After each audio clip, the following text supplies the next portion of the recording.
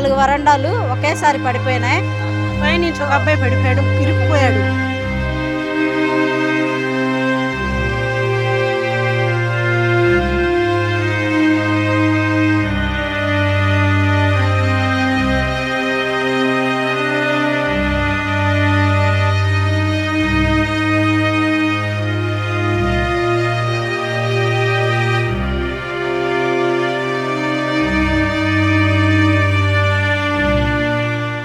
Welcome to Saas TV. నేను మీ అభిషన్. మనమైతే ఎల్మవారి దినే ప్రాంతంలో ఉన్నాం. ఇక్కడ ఓ ఇల్లు కూలిపోతే ఆ శిథిలాల కింద ముగ్గురు చిక్కుకున్నారు. వారిని రెస్క్యూ చేయడంలో ఫైర్ సిబ్బంది చాలా కీలకంగా వ్యవహరించారు. అసిస్టెంట్ డిస్ట్రిక్ట్ ఫైర్ ఆఫీసర్ రాజా గారు ఉన్నారు, వారితో మాట్లాడదాం. సార్, అసలు ఎలా జరిగింది సంఘటన?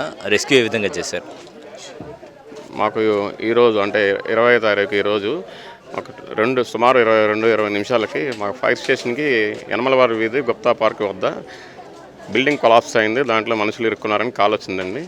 మేము ఇమీడియట్గా 2 నిమిషాల్లో ఇక్కడ సిబ్బందితో పాటు వెహికల్ నుంచి సిబ్బందితో పాటు ఇక్కడ మేము ఈ స్పాట్కి వచ్చాము.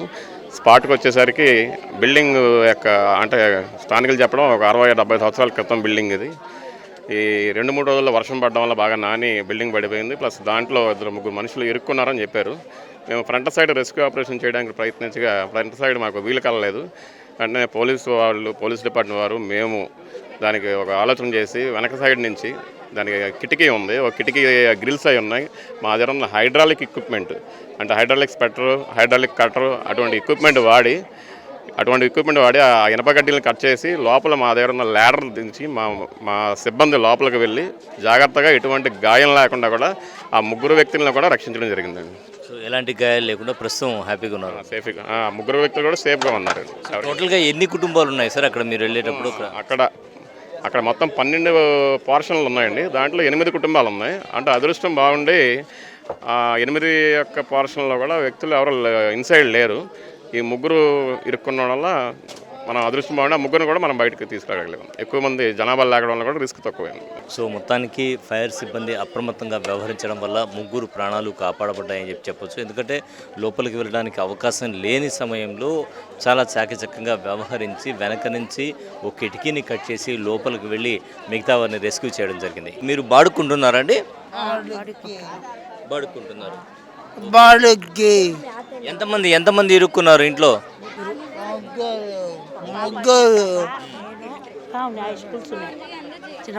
చిన్న పాప. ఓకే, ఎట్లా రెస్క్యూ చేశారు? అంటే ఆయన ఒక పక్కన వాళ్ళు పిలిచాము, వినపడలా. ఆయన ఒక పాప కూడా ఇరుక్కున్నాడు. పక్కన బాబు కూడా వచ్చి ఆడుతూ ఉన్నాడు. అవి ఒక దెబ్బగా పడిపోయింది. అదే వర్షాలకి కూలిపోయిందా ఇది? నాని అది ఒక ఇదిగా ఉండింది, కాస్త ఇదిగా. ఆ పైన వాళ్ళు వాడితే ఏంటంటే బెండుగా ఉండింది. ఆ ఇళ్ళగాలని చెప్తానే ఉన్నాం మేము వచ్చినప్పటి నుంచి, బాడీకి వచ్చినప్పుడు. అటు చేయండి, చేపిస్తాను చెప్తానే అట్టే ఇది చేసేసారు. ఇంటి యజమాని చేయించలేదు? చేయలే, పట్టించుకోలే. అవి 2 ఇళ్ళలో వాళ్ళదంట. అది మాకు తెలియదు. మేము కింద ఉన్నాం 2 ఇంట్లో.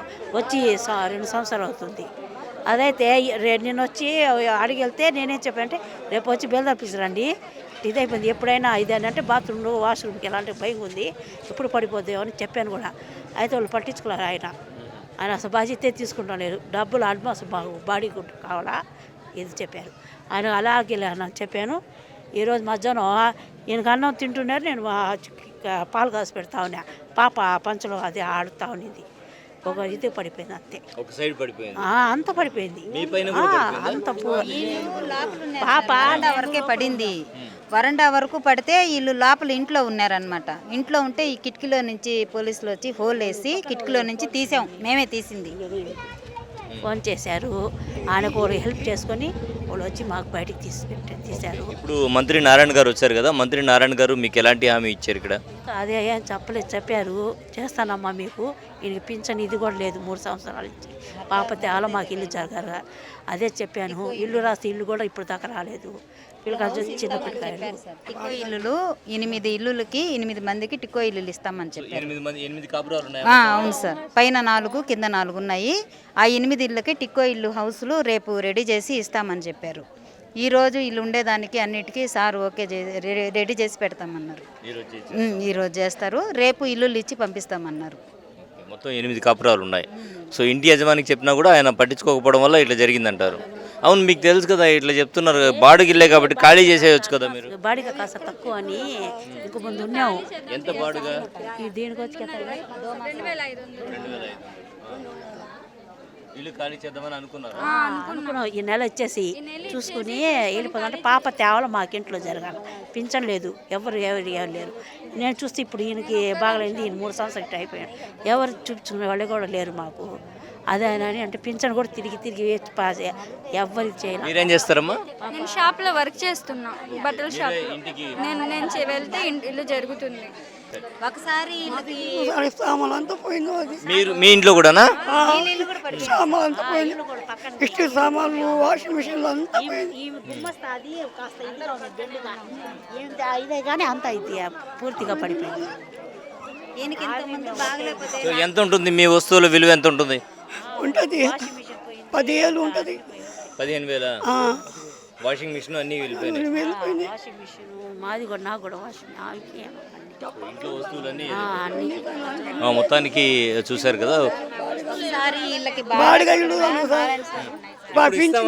మంత్రి నారాయణ గారు 8 మందికి ఇల్లు కేటాయిస్తామన్నారు. అదేంటి సార్, అది కట్టమంటది.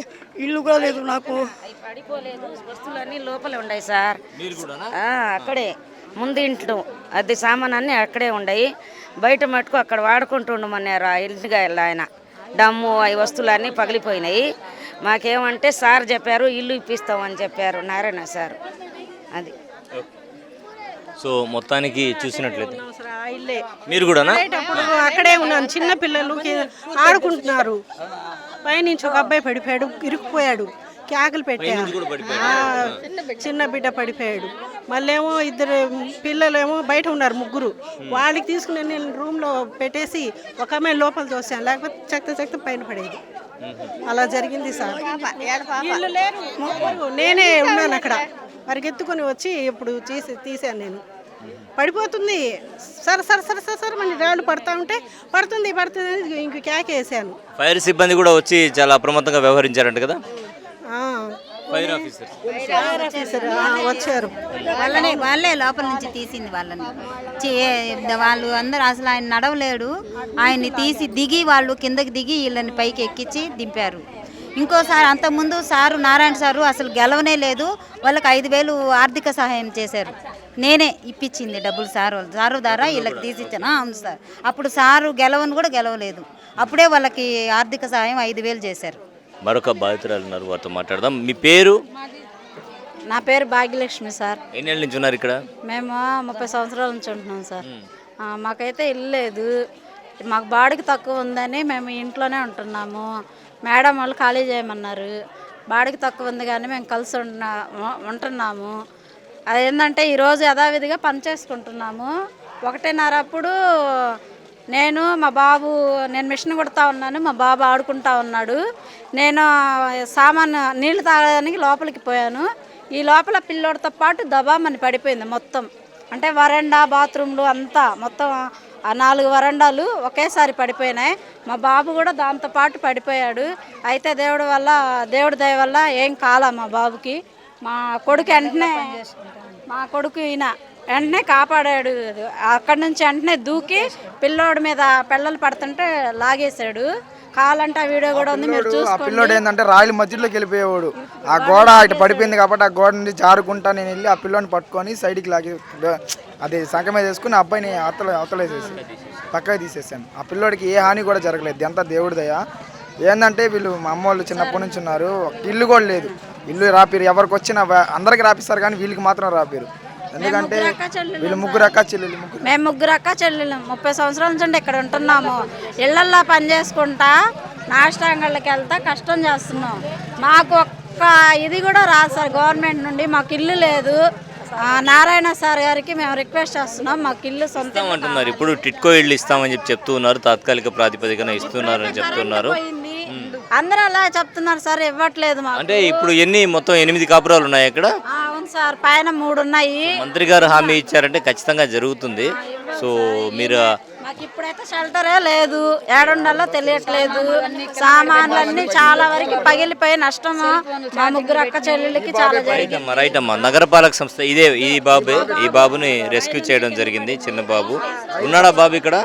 సార్ భయపడ్డాడని మా చెల్లెళ్ళ ఇంటికాడ పెట్టాం సార్. ఇక్కడికి వస్తే భయపడుతున్నాడు బాబు. 5 సంవత్సరాలు బాబుకి పడిపోయాడు. వాడికి తెలియకుండా ఇంకా ఆలోచించుకుంటా ఉన్నాడు. దడ పడిపోయాడు బాగోడు. ఇంకా నేను ఉండలేను అనేసి చిన్న బాబు వాడు ఇందక్కడి నుంచో చెప్తా ఉన్నాడు, నేను ఎలా ఉండను, పడిపోద్ది అని చెప్తా ఉన్నాడు. వాడు చిన్న మాటలతో వాడు భయపడేసి ఇంక నేను వెళ్ళిపోతాను అనేసి అక్కోళ్ళ వెళ్ళడం జరిగింది. ఇప్పుడు ఏంటంటే బాత్రూంలో చాలా సామాన్లు ఉన్నాయి. ఇప్పుడు వాషింగ్ మిషన్ అంటే చిన్నది కాదు, ఇప్పుడు ఇంట్లో అయ్యే కదా సార్ ఉండేది, అది కూడా వాషింగ్ మిషన్ అన్నీ పడిపోయినాయి. చాలా వస్తువులు అమ్మ మిషన్ కూడా కుడుతుంది కదా సార్, ఆ మిషన్లు చాలా ఉన్నాయి, జాకెట్లు అని. ఇప్పుడు మనకి అవన్నీ ఇప్పుడు పోయినాయి సార్, ఎక్కడ పడిపోయినాయి. ఇవాళ కొత్త డ్రెస్సులు కూడా ఉన్నాయి కింద పడిపోయినాయి. అప్పుడు వాళ్ళు అడుగుతారు కదా మిషన్కి ఇచ్చిన వాళ్ళు, ఇప్పుడు అమ్మ కుట్టియాలి కదా, వాళ్ళు అడుగుతారు. ఆ డబ్బులు కూడా చాలా పడాల్సి వస్తుంది సార్. Okay right. సో మొత్తానికి వాళ్ళని కదిలిస్తే మాత్రం బాధే వస్తుంది. మనం వెనక ఇంటిని ఒకసారి చూద్దాము. ఏదైతే ఇల్లు పడిపోయిందో అదే ఈ ఇల్లు జరిగిన అదే ఈ ఇంటికి సంబంధించినటువంటి విజువల్స్ ఇవి. సో ఇల్లు మొత్తం కూడా పడిపోయింది మనకు కనిపిస్తుంది, చూడొచ్చు ఇక్కడి నుంచి మనం. సో పైనుంచి ఒకసారి చూద్దాం రండి. సో వెనక ఏదైతే చూస్తూ ఉన్నామో ఇదే ఇల్లు. టోటల్గా వరండా మొత్తం కూడా పడిపోవడం జరిగింది. కింద అయితే కాపురాలు ఉన్నాయి, ఇక్కడ మనం మొత్తంగా చూడొచ్చు. సో ఈ ఇల్లు పడిపోయిందనమాట. మొత్తం ఇక్కడ 8 కాపురాలు ఉన్నాయి. అయితే మెయిన్గా ముగ్గురు అయితే లోపల చిక్కుకోవడం జరిగింది. సో ఈ ముగ్గురిని కూడా రెస్క్యూ టీం అనేది ఫైర్ సిబ్బంది అప్రమత్తంగా వ్యవహరించడంతో రెస్క్యూ టీం ఇక్కడి నుంచి వీళ్ళని బయటకు తీయడం జరిగింది. మంత్రి నారాయణ ఒక స్పష్టమైనటువంటి హామీ ఇచ్చారు. ఏదైతే 8 కుటుంబాలు ఉన్నాయో ఈ 8 కుటుంబాలని ఆదుకుంటామని చెప్పడం జరిగింది. సో వారికి వెంటనే టిట్కో ఇళ్లు కేటాయించాలని చెప్పేసి నగరపాలక సంస్థ కమిషనర్ కూడా ఆదేశించడం జరిగింది. కెమెరామెన్ మహేష్తో హుసేన్, సాస్ టీవీ, నెల్లూరు.